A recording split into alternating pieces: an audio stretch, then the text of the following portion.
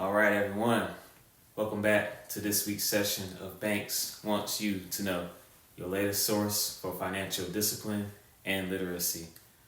Now, I don't know about you all, but I've had my head buried in March Madness for the past 3 to 4 days, which seems to be an endless showing of college basketball games. But I look forward to it every year, and I love it. The brackets getting busted on the first day, the excitement of your team winning or the disappointment of your team losing, the emotion of all the players, just everything about it makes this event or makes this time of year really a favorite of mine. But do you know what else causes madness? The art of trying to manage our money, of course. And most of us have become accustomed to doing just that in 2-week increments. It's by far the most widely used and most popular pay schedule in the United States. If you were to ask most people in your lifetime, if you're in your life who has a job, they would say, yeah, I get paid every 2 weeks versus it being a month, every week, whatever the case may be. Is very popular. For some people, 2 weeks, it may not really be a long time, it may go by quickly.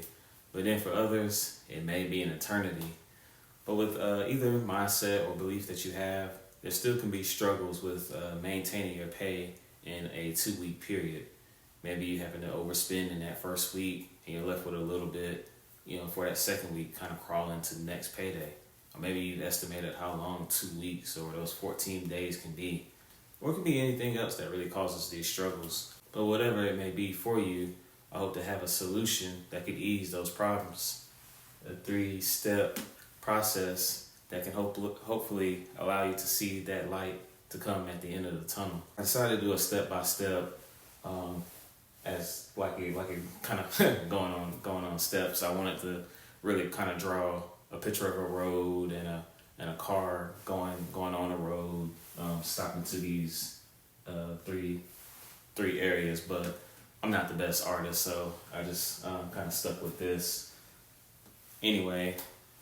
First step is strategizing your bills, and really what I mean by that is just really having your bills set up like in a certain period of time within the month, whether it's you have some early in the month or you have some later in the month, or maybe you may have the bigger ones in one part of the month or the smaller ones in the later part. Whatever works for you, whatever works for your budget, strategize it in a way that once those bills are paid after a paycheck, then you're able to have a desired amount left after those bills. And then once you see that amount, you can move on to step 2, which is determining your savings.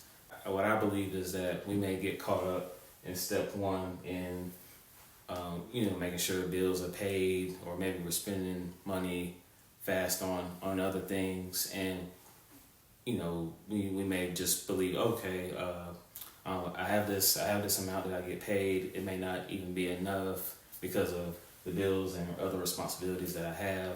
I don't have enough to save. But if we sit down and kind of really analyze what we have, we'll be able to, step 1, step 2. Once we get to step 2, we can see what we have, and we can take a chunk of what's left and start saving it, start putting it into a savings account. Just setting a certain amount. It could be anything small, it can be anything big, whatever works for your budget, and do it. For example, let's say after you've paid all your bills in that 2-week period, let's say you have $400 left.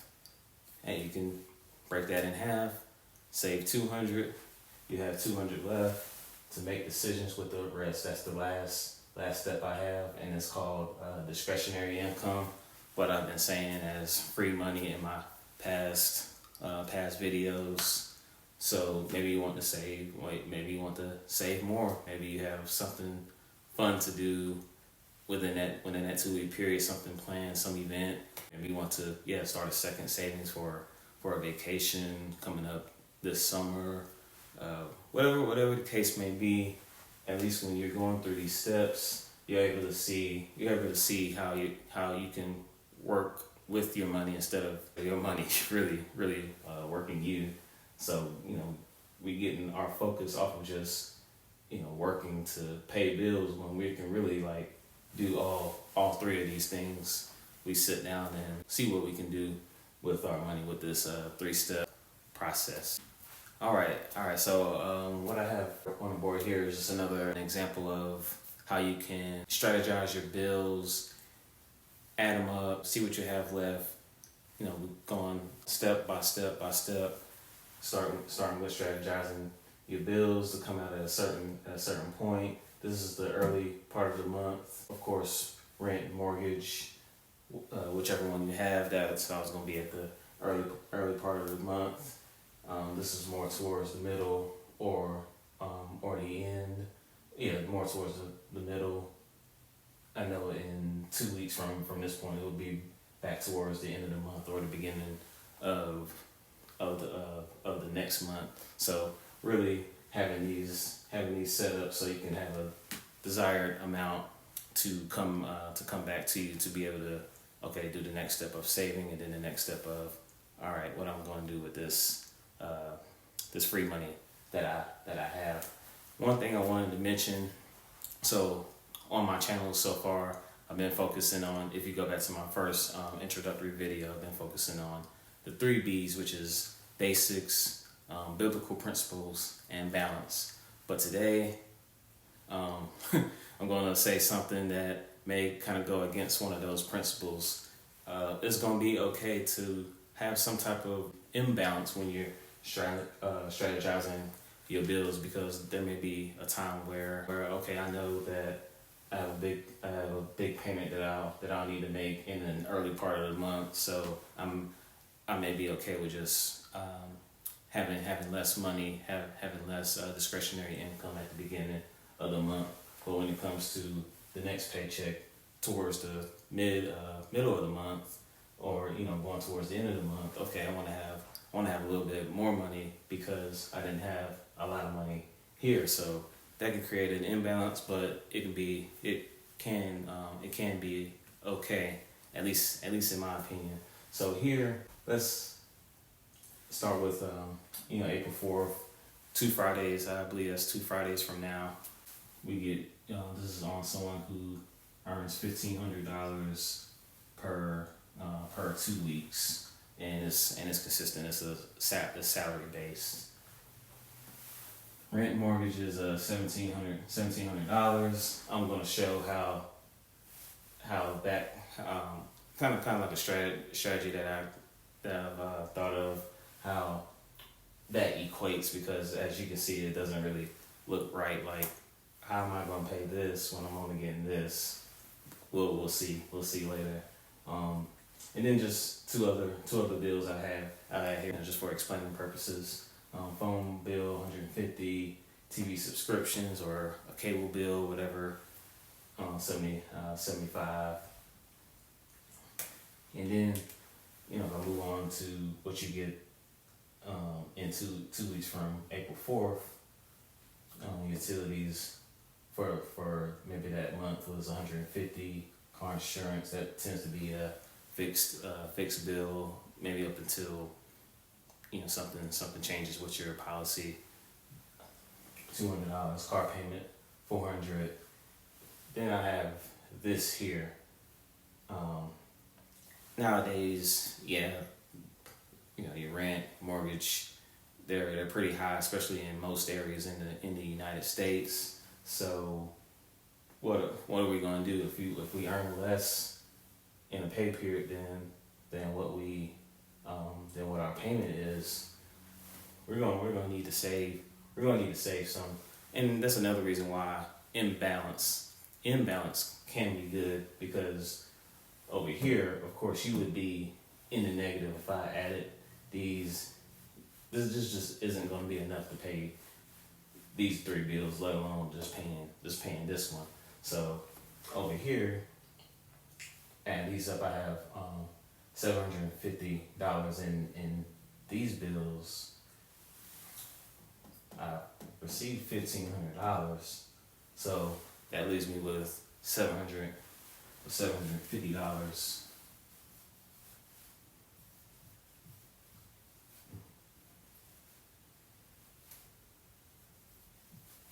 $750 to play with.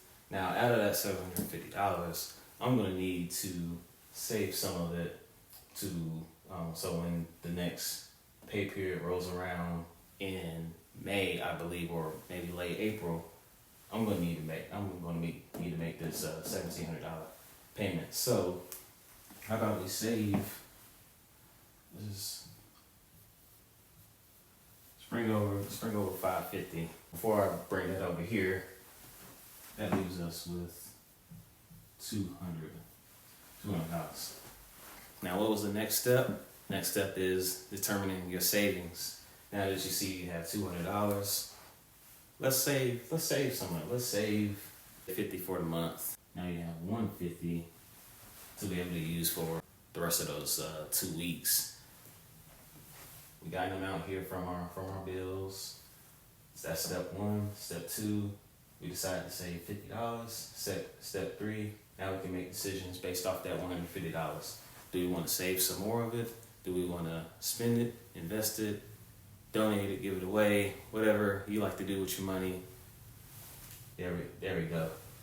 Excuse me if I'm wrong, but I believe that 2 weeks from this Friday would be May the 2nd. Then we'll be able to bring this up here, giving us a total of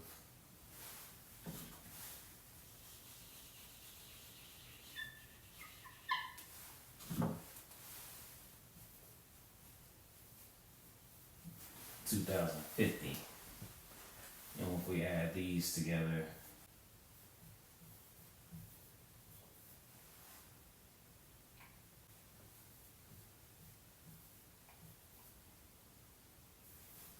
that gives us $125 that we can spend. Now, we can also do the same thing we did here. We could, if you want to save $100 a month, or you want to, $50 per pay period, we can do that. That's step two. Step three, that will leave you with $75 to get by with the next for the next 2 weeks. But this is just an example. Definitely use this with your income. Hopefully, with your income, it's a little bit more that you can use for like your discretionary income, or that you can save. In my view, if you're just starting to save, it's okay. It's okay to start small. It's okay to start small and build on it.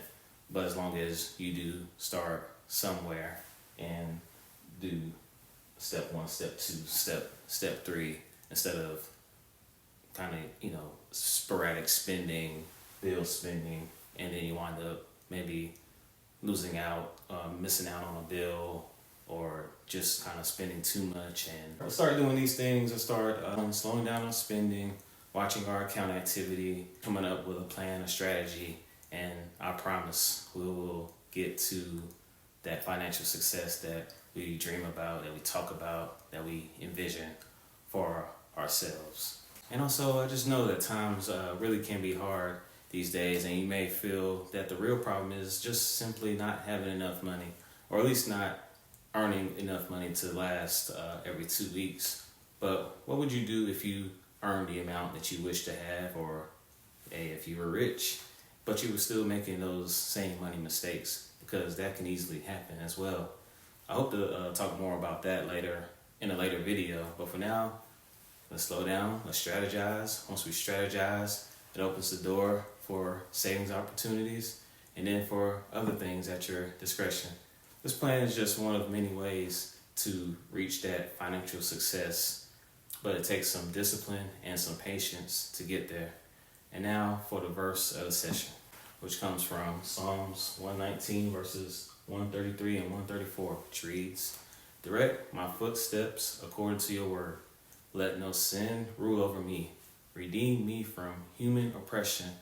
so that I may obey your precepts. In another Bible translation, the word commandments is used in place of precepts, which may be easier to relate to. At least I know that was the case for me as I was reflecting on this verse. Now, as for the rest of the verse, going on the plan that God has created for us is by far the best path. It is also the road less traveled. It may not seem like it sometimes when we're going through things that affect our finances and and other things in our personal lives, and it may feel like we're going through that oppression that we ourselves want to be redeemed from. But as we talked about in my last video, we can persevere through these trials and through these tests in our lives. Then allowing sin to rule over us can be dangerous, as certain habits, hobbies, lifestyles can really snatch up your hard-earned money just as quickly as you received it. That's pretty unfortunate. So let's use the wisdom God has available for us, and let's stay on his path so that we can thrive, we can experience more contentment with our well-being, with what we have, and then hopefully for more wealth, more generational wealth in our future. And that, my friends, concludes this session, and I'd like to thank you all for taking the time to check out this week's session of Banks Wants You to Know, where financial discipline equals financial success. Please give this video a like or subscribe or share if I've said something that you will consider useful in your financial journey.